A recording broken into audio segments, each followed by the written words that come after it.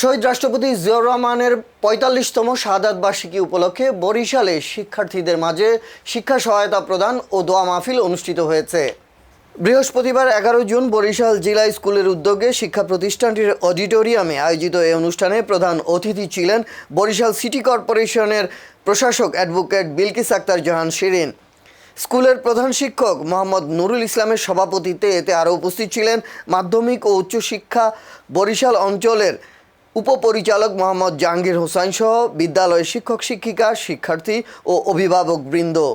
অনুষ্ঠানে শহীদ রাষ্ট্রপতি জিয়াউর রহমানের আত্মার মাগফিরাত কামনায় বিশেষ দোয়া মোনাজাত করা হয়। মেধাবী অসচ্ছল ৬০ জন শিক্ষার্থীর মাঝে শিক্ষা সহায়তা প্রদান করা হয়। প্রধান অতিথি তিনি আজকের অনুষ্ঠানের প্রধান অতিথি মনোনীত করেছেন।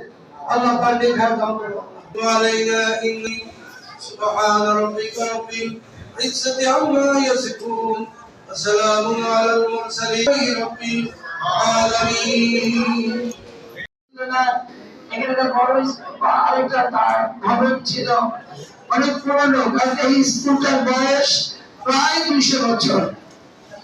১৯৭ বছর মানে প্রায় ২০০ বছর।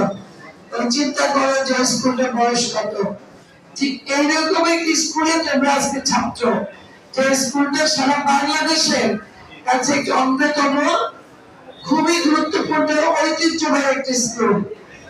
এই স্কুলের ছাত্ররা